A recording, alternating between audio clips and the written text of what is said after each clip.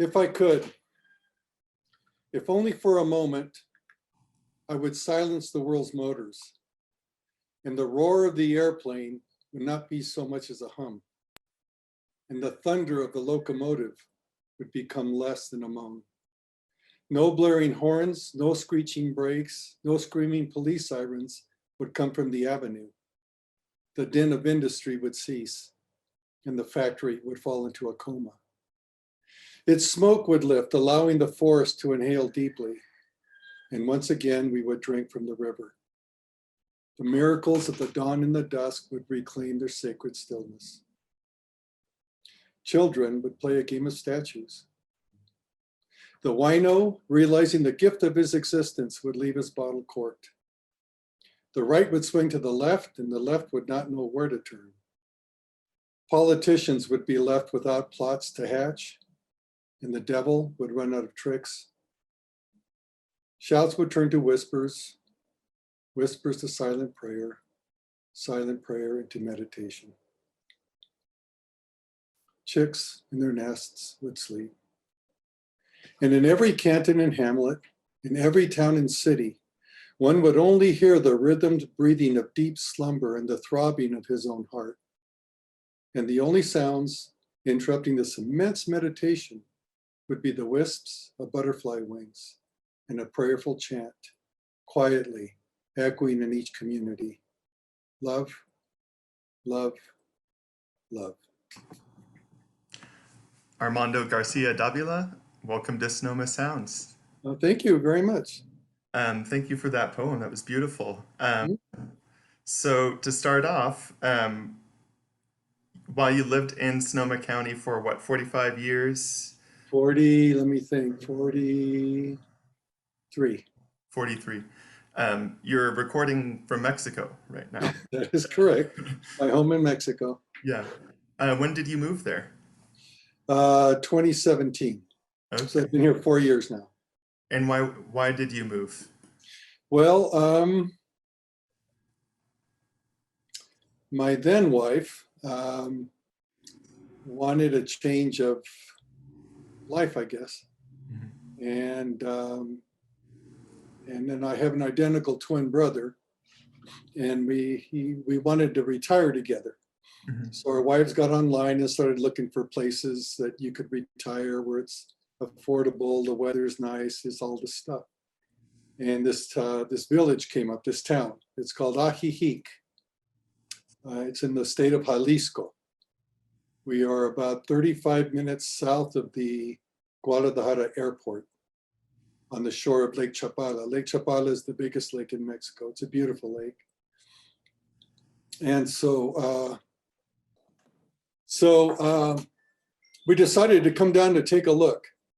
And we flew down on a Sunday. And the following day, Monday, we took a walk to the plaza. And I immediately fell in love with the town. Mm-hmm. When I was a little boy and into my teen years, my family, both my parents were born in Mexico. Mm-hmm. And my mom was born in Hermosillo, Sonora, which is about a 2-3 hour drive south of the Arizona border. Mm-hmm. And at that time, it's a metropolis now, but at that time it was a town with a plaza and quaint. And so when I came to this town in the plaza, I felt like I was a little boy again because it had that charm. Yeah. And so we walked by a real estate office, and the agent told us that there was a tour every Wednesday. So we decided to go. And he took us up into the hills, and there's beautiful views of the lake up there and gated communities. This is a place where a lot of expats and Canadians come to snowbirds, but a lot of people come here to live, to retire. Mm-hmm. And so we were seeing all these fancy homes, but it wasn't our cup of tea. Yeah. And we were a little disappointed. So at the end of the day, the agent said, I have one more to show you. And it was a beautiful hacienda style house. It wasn't real big, but it was a big courtyard. You walk in from the street, it's a solid wall on the street, and you walk in, and all of a sudden there's this beautiful courtyard and a lap pool to swim. And we fell in love with it. we made an offer, and the following day it was accepted.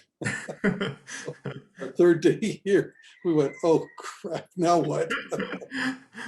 And so, we got real excited,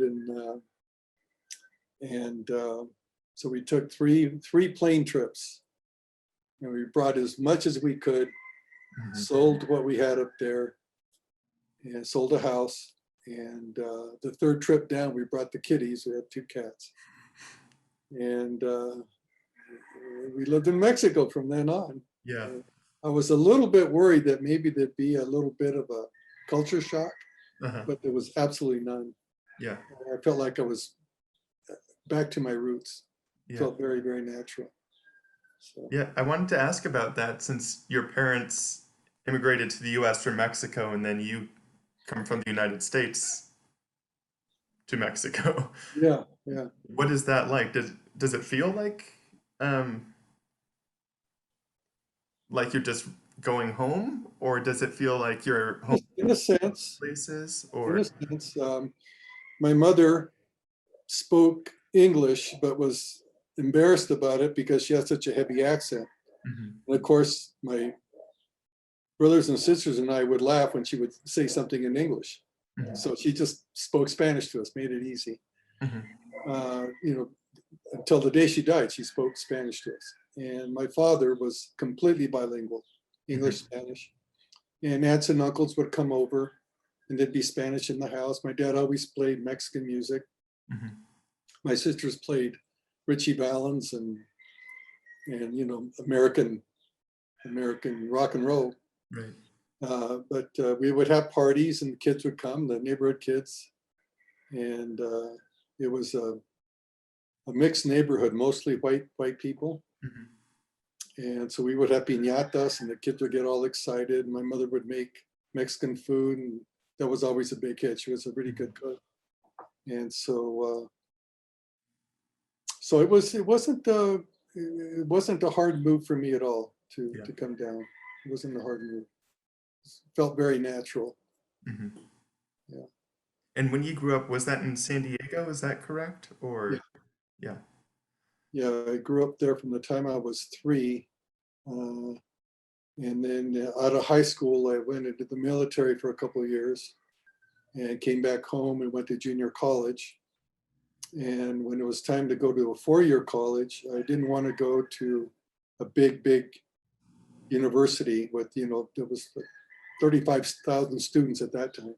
And I didn't want to live in a big city anymore. So I looked on the map, the UC system, the college system, and Sonoma State was the second smallest college. And so that was 1974. I moved up with my wife, and stayed till 2017. Okay. And where all did you live in Sonoma? First place was we lived in Sebastopol, right there on Calder in Maine. There's an apartment there, the converted building, wood structure, an old building, but it was converted into nice apartments. Lived there. Then we lived on Gilmore in Cotati, and then finally we moved to Santa Rosa.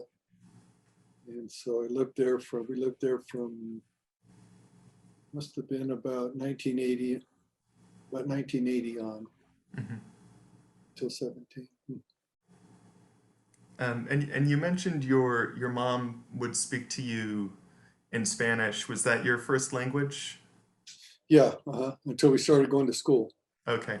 And then my older brothers and sisters went to school, so they would come home speaking English. And so Spanish was my first language, but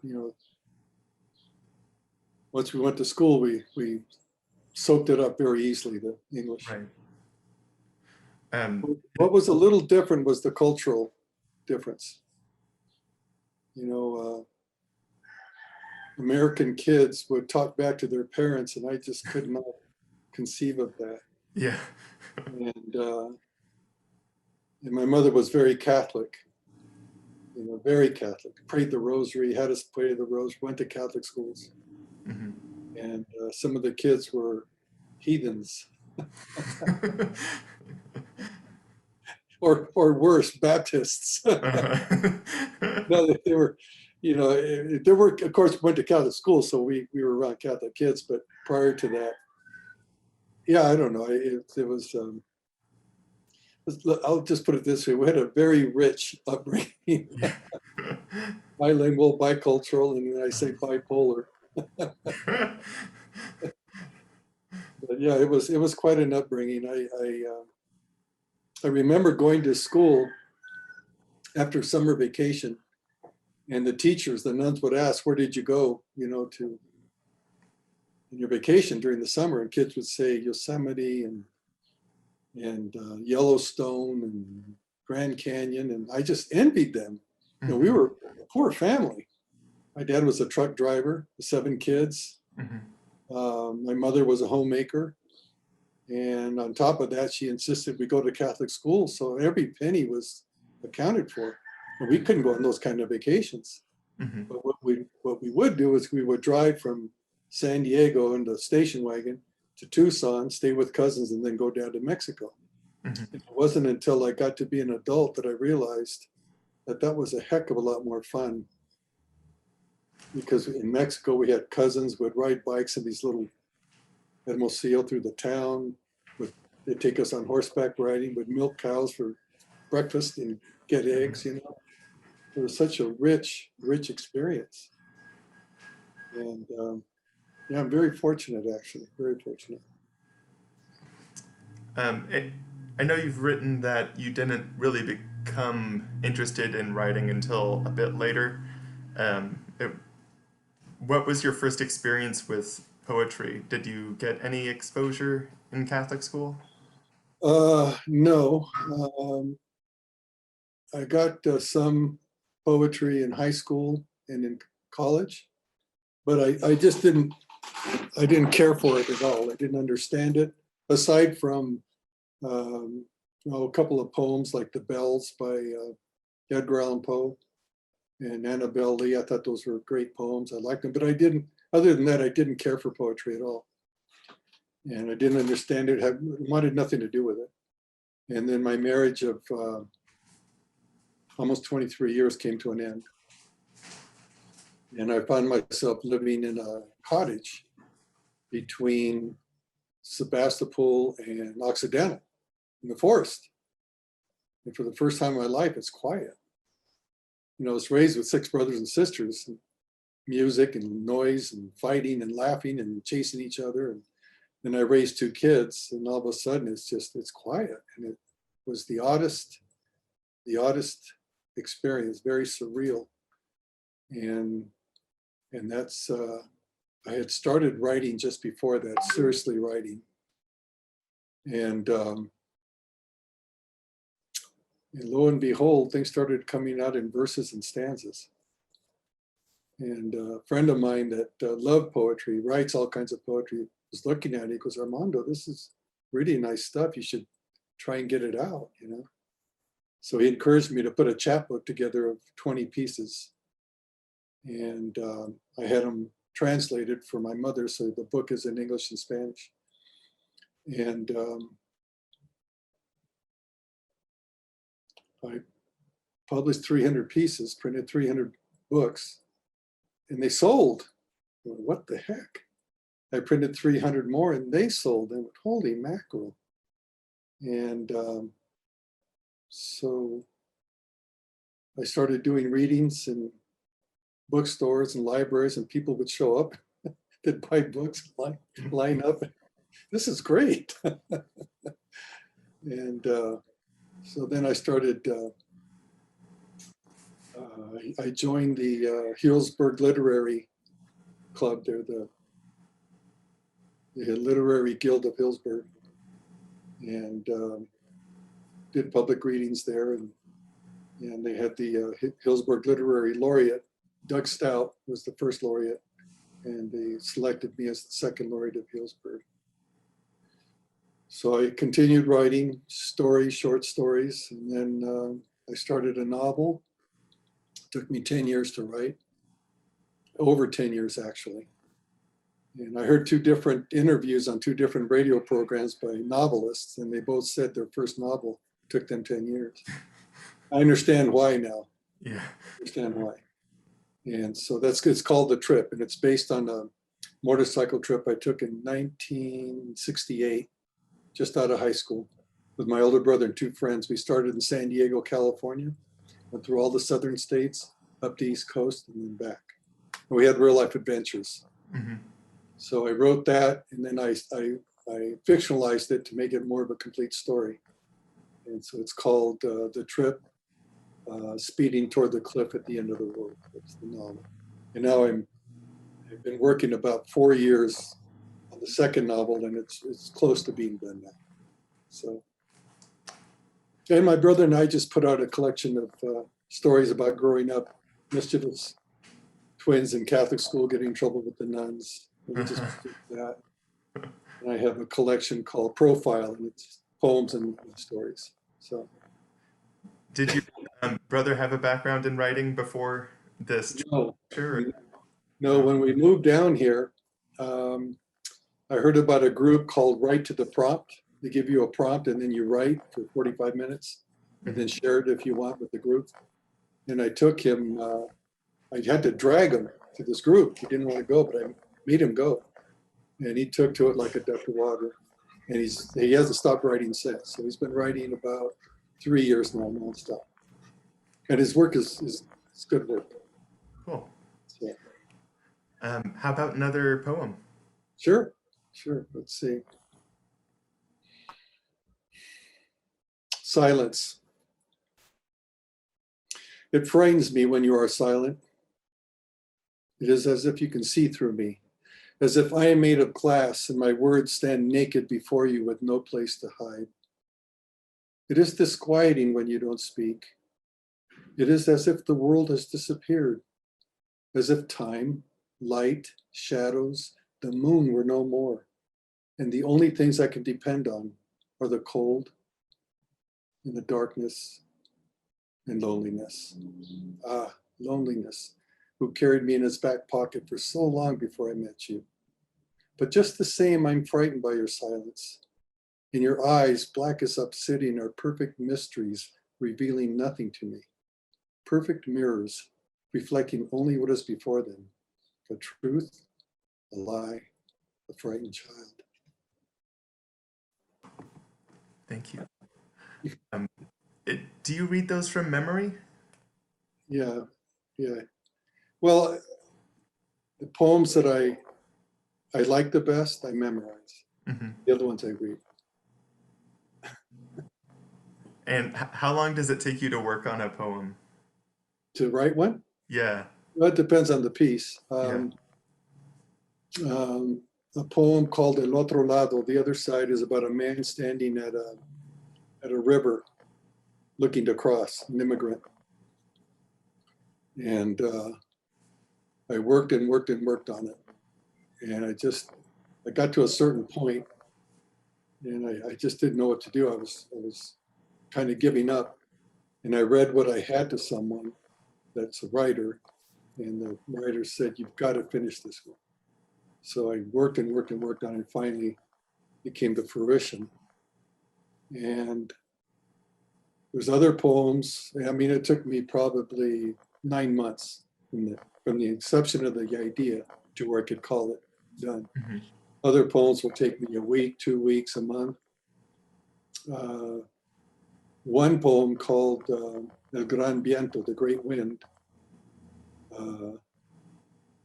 It came to me almost verbatim. It's a poem about the immigrants coming to the U.S. from the South. And I was trying to think of a metaphor for something you can't stop. And I got the idea of a flood. You can't stop a flood, but eventually it settles. And I thought, okay, well, I know a stampede, Mm-hmm. but then that eventually stops. So maybe about 2, 3 in the morning, I woke up and the first line came to me. A great wind blows from the south to the north. You can't stop the wind. And then that's one of the few that almost wrote itself. Just came out very naturally. Took me just, I don't know, a couple of days to put together. You've written and I believe spoken as well about the muse coming to you. Mhm. and when you write poetry. And to my mind, that's a very like classical Greek kind of way of thinking about art, and the artistic process. And I'm wondering, what does the muse mean to you, and what is it like to um, experience that? Yeah, well, it depends on her mood. If she's generous, it's great. But if she's in a pissy mood, then forget it. So, yeah, I don't know. Sometimes an idea will come and it'll be very natural. And other times I really have to work. Mhm. So yeah, I have a very mixed relationship with the muse. So, It's complicated.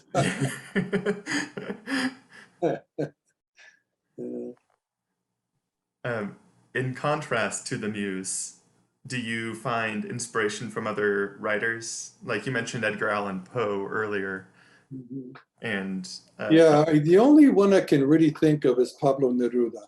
mhm, He wrote Keeping Quiet. And that's a beautiful piece. And and so the first poem I did was my kind of answer to that, my response to that. mhm. The I can recite it if you'd like. Yeah, It's please. called Keeping Quiet. And now we will count to 12, and we will all keep still. For once on the face of the earth, let's not speak in any language. Let's stop for a second and not move our arms so much. It would be an exotic moment, without rush, without engines. We would all be together in a sudden strangeness. Fishermen in the cold sea would not harm whales, and the man gathering salt would look at his hurt hands. Those who plan green wars, wars with gas, wars with fire, victories with no survivors, would put on clean clothes and walk about with their brothers in the shade doing nothing. What I want should not be confused with total inactivity. Life is what it is about. If we were not so single-minded about keeping our lives moving and for once could do nothing, perhaps this huge silence might interrupt this sadness of not understanding ourselves and of threatening ourselves with death. Perhaps the earth could teach us, as when everything seems to be dead in winter and later proves to be alive. Now I will count to 12 and you keep still and I will go. I think that's one of the most beautiful poems I've ever read. It's a hell of a first poem to write. Yeah, yeah. That's Pablo Neruda, Uh-huh. and I take inspiration from him. There was a movie called Il Postino, Mhm. and it was based on Neruda when he had to escape Chile because he was writing poems supporting the common people and the working class, and this junta took over. His life was threatened, so they had to sneak him out, and he was on an island for a while till things got back to where he could go back to Chile. And so this movie called Il Postino is based on Neruda's experience. And so it's about a poet, an older man who goes to an island, and Il Postino is the postman. And he finds out that there's this poet, and so he gets the poet Neruda to write love poems because the Postino is in love with this beautiful girl. Uh-huh. It's a really good movie, but they made a soundtrack to the movie, and what they did with the soundtrack, they got top-notch Hollywood actors to read Neruda's poems, and they put the musical accompaniment to it, and it's just beautiful. Yeah, you can probably find it on Amazon. Il Postino. It's a beautiful, beautiful poems with music. Mhm. Um, Speaking of which, you mentioned your dad playing Mexican music around the house. Did you or any of your family members play music? Oh, of course, yeah, Yeah, yeah, yeah. My sisters played, rock and roll, yeah. Rock B, and who else? I'm trying to think of the guy that wrote the. Anyway, it was just rock and roll music. Okay, Yeah. rock and roll. Hmm. And then we would have every now and then. I don't know how it would come about, but would come across an LP, and it was like the sound of South Pacific, The King and I, Oklahoma, and I would play those over and over. So the neighbors must have wondered what in the heck's going on over there. And you know, the sort of a really wonderful thing is in Mexico here, I've made a lot of good friends, families, and they play the same music my father played. The same artist, the same recording, the same studio recordings. And so it's wonderful. In an interview with Daedalus Howell in 2015, you said that you usually write poetry in English, and then if you translate it, it will be translated into Spanish. Is that still the case now that? I have written in both languages. Okay. Yeah. When I write Spanish, I have to have someone check the grammar and the correct word, and then but I mostly write in English. Okay. And I was wondering about translation. I finished Out of My Heart. Oh, look at there. This morning. And in the acknowledgments, you thank Socorro Nelson for her translation, saying, "It's not the words that need to be translated, but the feel and the sentiment." And I was wondering if you could elaborate on that, like what you look for in a translation. It's a real tricky business because if you do, if you put it through a Google translator, you're toast. Yeah. It'll give you the words, but not the spirit of the poem. And so I have worked with 1, 2, 3, 4 translators, different translators, and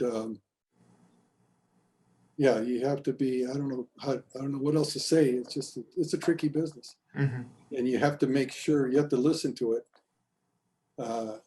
because the words are important, but the cadence, syllables, that's all you want it to flow. And so when you translate it, it's as they all say, it's a challenge. Have you ever rewritten a poem after it's been translated? Like, did the translation spark something that made you want to revisit? That's a good question. I can't think of one. I know that this is tangentially related, but I had a translator, and I worked with this translator for a month or two, got a whole bunch of poems done. And so I showed them to someone that taught Spanish. And the Spanish teacher said, "My God, this is really high Spanish." Oh, no, that's not my audience. My audience is the common man, the blue collar, the guy that works with his hands, not the highly educated. Although some of my poems arguably are, not, how can I put it without sounding too full of myself? I don't want to say intellectual, but sophisticated. I'll use that. But I write them, and I try to write in what they call an accessible manner, where anyone can understand them. And then I'll also use metaphor, simile, and there'll be like an underlying message. You can read it on the face and get it. Right. You can look a little deeper as well.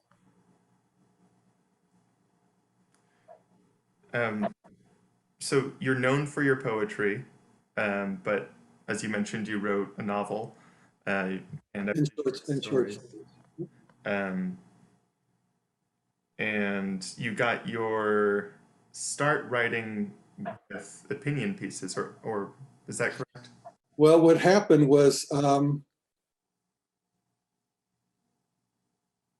George Bush Sr., George Herbert Walker Bush, sent the troops to the Persian Gulf after Iraq invaded Kuwait. And I just had this flashback of here we go again, And I have an identical twin, And when we were in first grade, we met Robert and Gilbert Maestas, two identical twin boys, a year older than us. And they, like us, were Mexican American. Mm-hmm. And we met them on the first day that we were in first grade at a Catholic school. And we immediately became best friends. Grew up together, rode bicycles, went to the pools, went to movie theaters. We would shake fruit from their trees and sell them in the neighborhood, get soda bottles and turn them in for the deposits, anything to get candy. And we played ball together. We made each other laugh constantly. And so Robert and Gilbert were drafted into the Army. And when I was on the motorcycle trip coming back, it was our last day of the trip. We were in Los Angeles coming towards San Diego. My older brother called home and he told me that Mom told him that Gilbert Maestas was killed in Vietnam. And I was on my bike and I was crying. I just kept saying, "Oh, Gilbert, oh, Gilbert," wondering what his brother Robert would do without his brother. Mm-hmm. And so after I looked into the history of the Vietnam War in the Pentagon Papers, Mm-hmm. the Pentagon knew that they couldn't win it, but yet they kept sending young men over, and Gilbert was one of them. So when George Herbert Walker Bush sent the troops to the Persian Gulf, I got really upset. And I sat down and I wrote an impassioned letter to Gilbert. "Dear Gilbert, it's been 20 years since you were killed in Vietnam. Here's what happened afterwards." And I talked about, the US getting out of Vietnam, abandoning the people there, the refugees that came. There was terrible racism toward them. Some people killed a few of them. And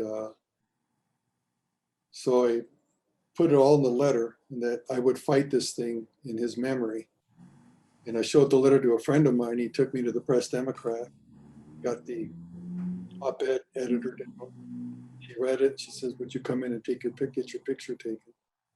So she took my picture and they ran it as an op-ed piece in the Sunday paper. Mm-hmm. And it blew me away that, someone would think enough of my work to put it in the Sunday paper. And that sparked the writing. I had been dabbling in writing up until then, but that opened the floodgate. And once I started writing after that, I never stopped. That was 1989. Mm-hmm.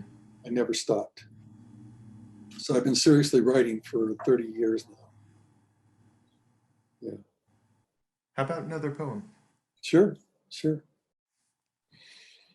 Let's see, when I started writing seriously and I started writing poetry, I got the idea to go to Mendocino, the town of Mendocino, for 2 weeks, just to dedicate my days to writing.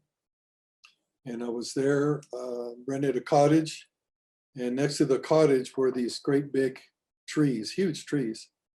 And a storm came through one night. I mean, it was a massive storm and knocked down trees and knocked out the power for 100 miles around. Everything went black. And I was writing this poem by candlelight in the dark, thinking that one of these trees was going to wipe me out any minute, any second. So I wrote a poem called "The Herd." A great herd of clouds, the color of enraged buffalo, thundered on to the Mendocino coast. They stampeded out light, turning all to black fear. They mounted earth over and over, making hard love to her. Their potent semen impregnated her, bringing forth the birth of a million white seeds, coloring her otherwise gray skin a hope-filled green. Realizing that she was able to reproduce yet again and ending her barrenness, Earth took to the joy of motherhood as if for the first time. So that poem, like a lot of your others, to me, there's a lot of physicality, like a very visceral, tactile kind of sense to it. And you've mentioned, coming from a blue collar background and wanting to write for that audience as well. Do you think it's a reflection of that? A direct reflection. Yeah. It's a direct reflection. Mm-hmm. They say I was trying to write all this stuff that I had no idea. And a friend of mine said, look, write what you know about. Uh-huh. And that's I would recommend that to anyone. Mm-hmm. Yeah. And so I write in a style and in a form, I guess you could call it blue collar. Mm-hmm. In fact, for a while there, I was called the blue collar poet. Mm-hmm. Yeah. And you worked, and maybe this was part of being the Healdsburg laureate, but you worked with students and I believe at San Quentin and perhaps with farm workers as well.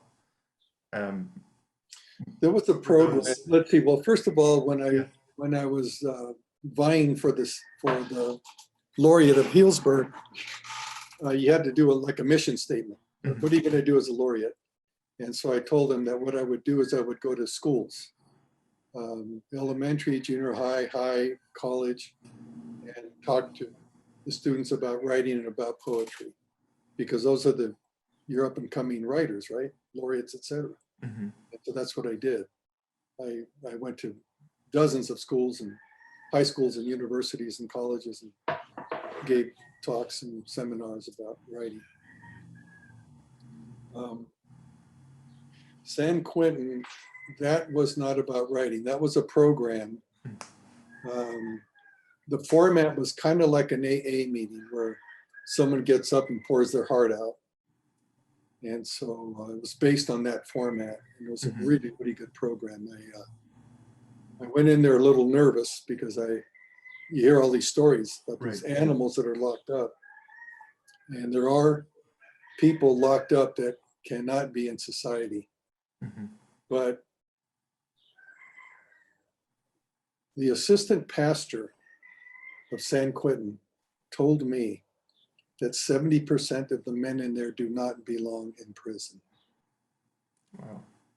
And when I finally got, and I was nervous going in. It was my very first team when I was going in, and I was thinking, well, anything can happen. And during the team meetings for 6 months prior, one Saturday a month, all day, in preparation for going into the prison, they give you the rules and the regulations, and you sign a consent form that should you be taken hostage, the prison will not negotiate. So I go in there and I think, well, you know what? I'd rather die this way than die a lonely man who never took a chance, So I went in there, and there was guys that had already done previous teams, so there was veteran team members, but I was new. I was a rookie. So I had my task. I got in. There's no prisoners when you first go in. They're all having their dinner, and we had to move benches and pews in the chapel to get it ready for the. We made a room in there. We put a big curtain that divided the room in half. It's a cavernous structure, real big, and so we divided it in half with a big tarps. And then in half the room, we set up tables and chairs. And then the other half was where we would have the religious part. Mm-hmm. So I got done with my part, and I walked out of the chapel into the vestibule, and there were the prisoners. They were lining up outside. They were gathered around the glass doors. And I thought, okay, put your fear aside and go out and mix with them. So I went, all right, damn. So I walk out, and the first guy I meet is this guy that was blacker than black, muscular, small, sharp teeth. I mean, I could not, I'm thinking to myself, why do I meet this guy? Why is this the first guy I'm going to meet? He's going to eat me for lunch. And so I just very nervously said hello, and he said hello. And I said, are you here for the retreat? Of course he's here for the retreat. Yes, I am. I thought, well, my name is Armando. He said, well, my name is Michael. And the other prisoners are around us listening. Here's a free man talking to a prisoner. And so we chatted a little bit, and more team members started coming out, and they started talking to the guys. So Michael and I stepped aside, and I was intimidated. And after about maybe 10 minutes of talking, we find out that we were both raised Catholic. We were both altar boys. We both came families of 7 kids, and both our fathers were truck drivers. Wow. And so when it was time to go in for we were both disappointed. We wanted to keep talking. We were having a really, we connected, So, so we go in and we start the weekend, and the rector, the head of the weekend, tells everyone to introduce themselves. And my job for the weekend was to give a talk on forgiveness. And so I get up there and tell them that when I was a kid, my father finally lost his temper with me one time and went into a rage. I'm not saying that I didn't have it coming, but he went into a rage. He knocked me to the floor, and his hand kept coming down on me. And I was screaming in terror, And what made it worse, my older sister's boyfriend was there, my big sister, and I was humiliated. So I was afraid of my father, and I loved him, and I hated him the whole bag. And so I'm giving this talk, right? And I said, but you know what? His father abandoned him when my dad was a little boy. He never knew his father. So maybe I should be mad at his father. And I thought, well, what about his father? Maybe he abused him, So I went all the way back to Adam and Eve, and then finally to God. And I had to forgive God for allowing this crap to happen. And of course, I got all emotional and, fumbling my words and blubbering. And so I end my talk, and of course, the guys applauded. They really liked it. And so the weekend goes on. And on the second to the last night of the weekend, we bring a big sheet cake in with all their names on it and candles. We tell them, your old life is over. Your new life is beginning. This is your birthday. And the guys with muscles and tattoos go up there to make sure their name is on the cake. And we have cake and ice cream. And so then the next day, it's the final night, and they're out to having their dinner, and we sneak people in from the outside. They've all been cleared. You have to get clearances way ahead of time. And so the chapel has got maybe 100 people, civilians. And the men come in from supper, and everyone's applauding them. And they're just looking in awe. On the altar, they got chairs set up and a microphone. And the rector gets up and says, okay, you've heard our stories. Because some of the men gave powerful stories about their drug addictions, about them being in jail. And so the prisoners could relate. And after a while, after they hear so many stories, then they start pouring their stuff out, why they're in jail, what they did wrong. And saying you feel that the movement, guys start to get better. It's a very, very effective program. So anyway, so they're up there, and one by one goes up and says, what the weekend meant to them. And more than one guy said, I had my first birthday party. Wow. Breaks your heart. Yeah. Breaks your heart. And so Michael, this guy that I had met, goes up to the mic and he says, there's a man out there that killed my favorite brother. And I know where he is. And I'm going to get a car. And I'm going to follow him. I'm going to stalk him. And then when I know I can get him alone, I'm going to pull a gun on him. I'm going to put him in the trunk of the car, take him out to the countryside, tell him why I'm going to kill him, then I'm going to kill him. He said, but I heard a talk on forgiveness this weekend. He said, I won't love him, but I'll forgive him.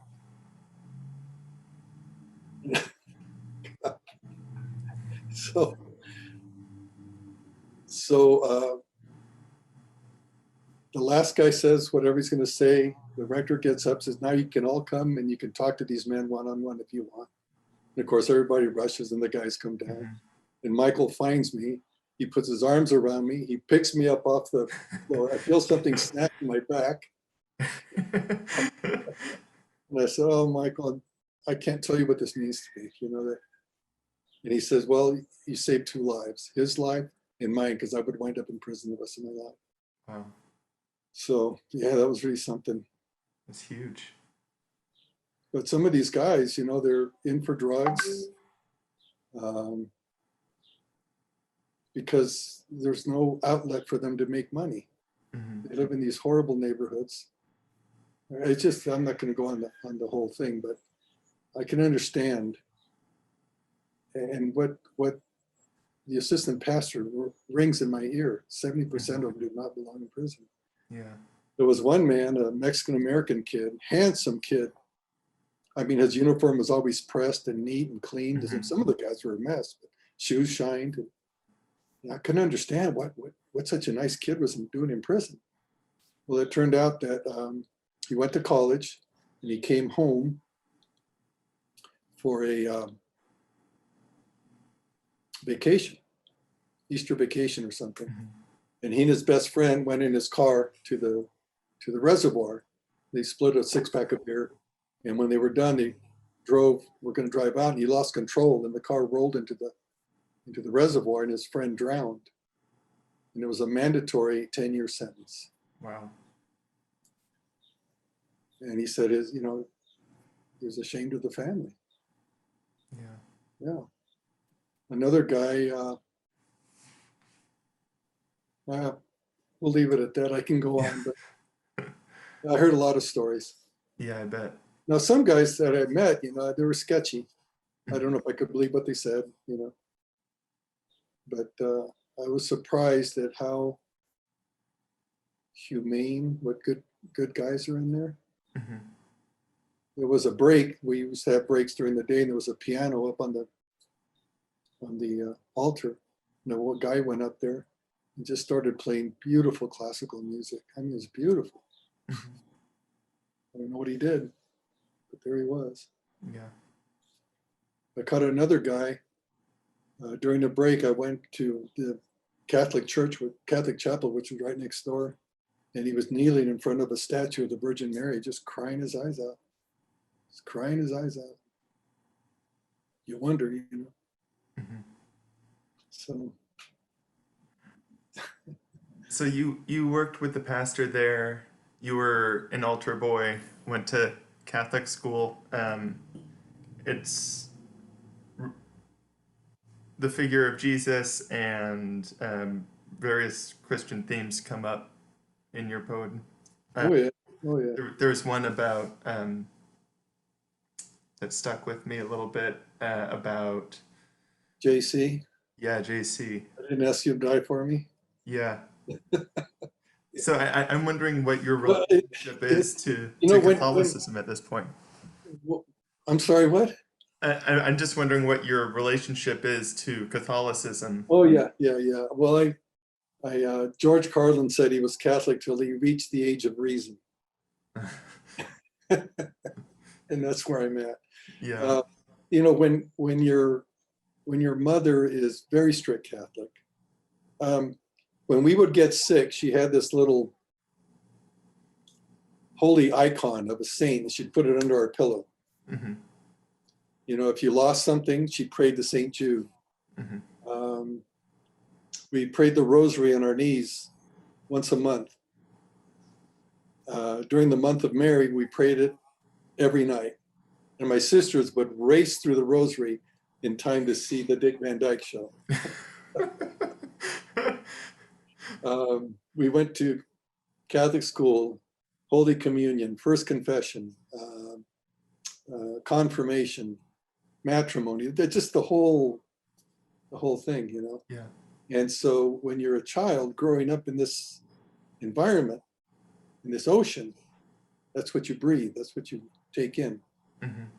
And, I had dreams of being a priest and of being a saint and converting a whole bunch of people to Catholicism and being adored by people, Mm-hmm.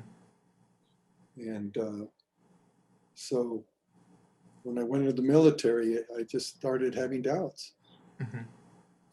And so I quit going to church. I remember talking to my twin about it on the phone. aren't you afraid of going to hell? You know, I don't want to live in a world that's the God that I'm going to live with. And so as time went on, I kind of put two and two together, and you're not going to go to hell if you miss church. You know,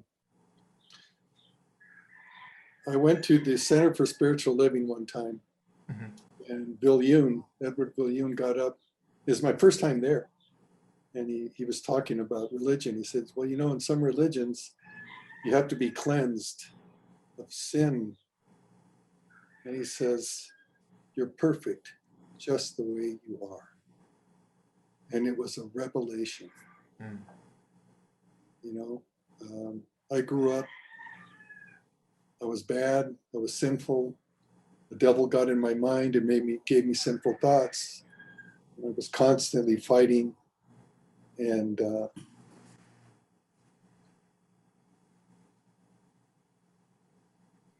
so when I finally broke from the church and I look back on it, I got really angry with the church.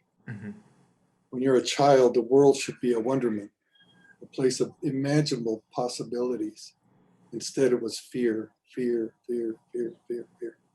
I was afraid of going to hell, afraid of the devil, afraid of the communists that were going to bomb us at any minute, any second. And so at one point in my adulthood, I said, enough, no more fear. I'll do what I'm going to do, come what may, but I'm not going to live in fear anymore. And that was correct. That was the correct.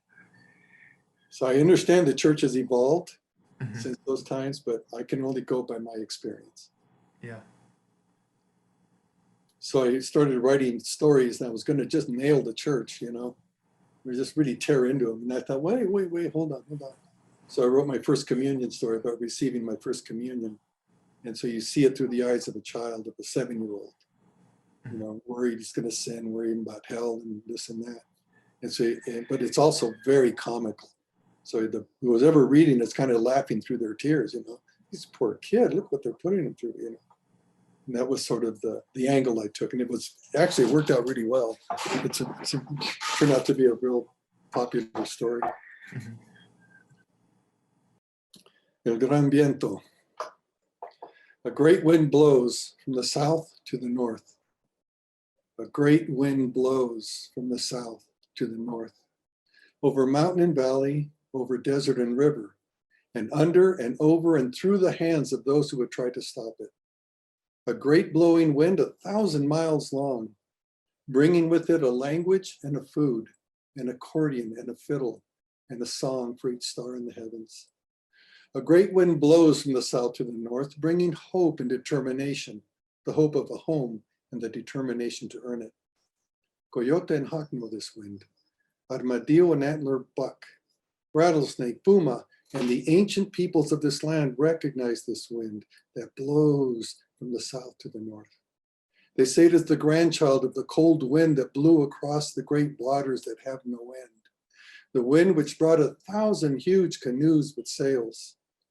They say it is the cousin of the wind that blew from the east to the west, bringing people in wagons covered with cloth. People with a curious tongue and the curious songs of the accordion and the fiddle. Ah, they say, this fickle wind will change its course one day and then blow from the north to the south. That won Best of Show in a gathering of maybe 50, 60 poets. That's a great poem. Made my day. Made my year, my life. Yeah. So you're working on a novel now. Is that your sole focus, or do you have side projects? It's 100%. Sometimes a little something will come out of the side, Yeah. but it's 100% focus. It's every morning, minimum 2 hours, up to 6, depending on how it's going. It's called The Scarecrow's Memories. It's about a young Mexican-American man whose parents are in a sect of the Catholic Church that's found in northern New Mexico and southern Colorado called the Penitentes. And they started the traditions back when the Spanish came in the 1500s, flogging themselves and he falls in love with a white girl. It's his senior year in high school, and she's new. And he just, it's, it's, what did they call it? The lightning bolt? Remember that from The Godfather? Michael Corleone goes to Sicily and he sees this beautiful girl and he tells the guys that are guarding him, that are protecting him, I don't understand. Oh, you got the lightning bolt. So they arrange for him to meet her. Well, that's what happens to this boy. He sees this beautiful white girl and he gets the lightning bolt. So he goes after her at lunchtime, finds her eating alone. He goes up to her and, "You're new here." She says, "Yeah, I transferred from Albuquerque High School to this small town." He says, "Well, welcome to Cruz, New Mexico, Dorothy." She goes, "Dorothy?" She goes, "Yeah, you came out of nowhere. You landed in the school where our principal is a clueless wizard. We have witches for teachers and we're the poor munchkins." And she starts laughing. She goes, "Oh, are you the cowardly lion?" She says, "No, worse, I'm the brainless scarecrow." So from then on out, it's a secret, it's a, what do you call it? A private secret between the two of them. He calls her Dorothy and she calls him Scarecrow. So 9/11 happens, the planes hit the towers in New York and he joins the Marine Corps. He goes to Afghanistan, to Iraq, 3 deployments, comes back, seriously wounded, can hurt, doesn't walk very well. And their engagement is back on, but then he starts getting PTSD. And so there's a whole thing around that now. It's really layered. I mean, there's a lot. I haven't even told you that I've scratched the surface on this. Yeah. There was a whole lot going on. I have a terrific editor, the best editor I've worked with yet. She's worked for major publishing houses in New York. She's retired here in this town. Oh. Someone introduced me to her. So I'm working with her on the story. She's very excited. She says, "This is a real good story." So got my fingers crossed. Yeah. Keep tuned. Keep in tune. Absolutely. And where can people find your work? Oh, it's on my website, armandogarciadavila.com. All right. Well, thank you so much for taking the time today.